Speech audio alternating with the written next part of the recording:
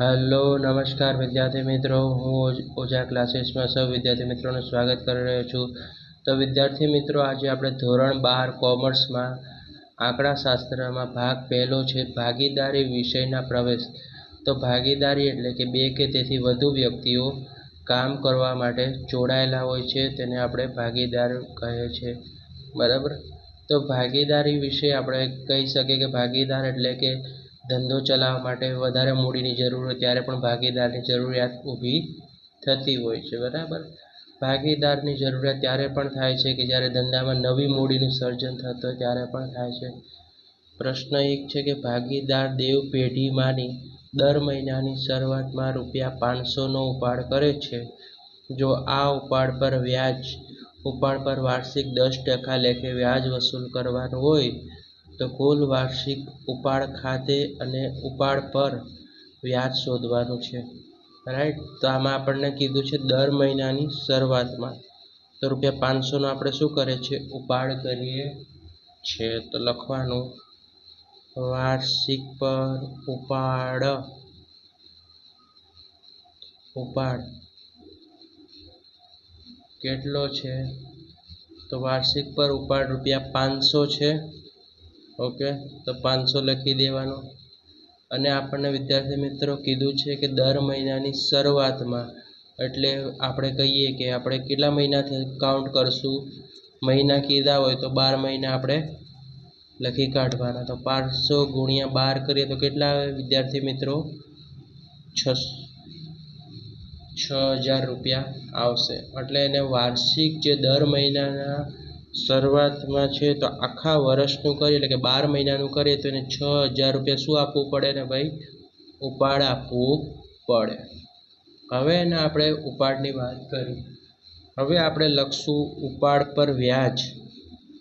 તો ઉપાડ પર વ્યાજ એટલે કે ઇન્ટરેસ્ટ. રાઈટ. ઓકે, ઉપાડ પર વ્યાજને આપણે ઇન્ટરેસ્ટ વડે દર્શાવીએ છીએ. I બરાબર P × R × N છેદમાં લખવાના છે 100. વિદ્યાર્થી મિત્રો, કેટલા લખવાના છે? 100. ઓકે. આપણી પ્રિન્સિપલ એટલે કે મુદ્દત કેટલી છે? મુદ્દલ છે આપણી ₹500, એટલે એ લખવાનું. R એટલે rate of interest. Rate of interest કેટલો છે? 10%, એટલે અહીંયા 10% લખી નાખવાનું.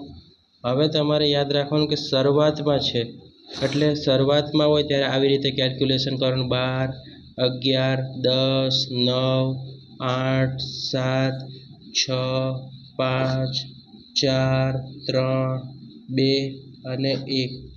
તો આનું ટોટલ આવશે 78. જ્યારે દર માસની શરૂઆતમાં કે તો તમારે લખવાનું 78ના છેદમાં અહીંયા કેટલા લખશો વિદ્યાર્થી મિત્રો?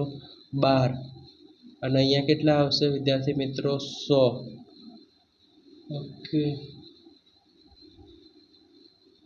ઓકે ચલો. હવે આપણે શું કરશું? અહીંયા ઉડાવશું છેદ.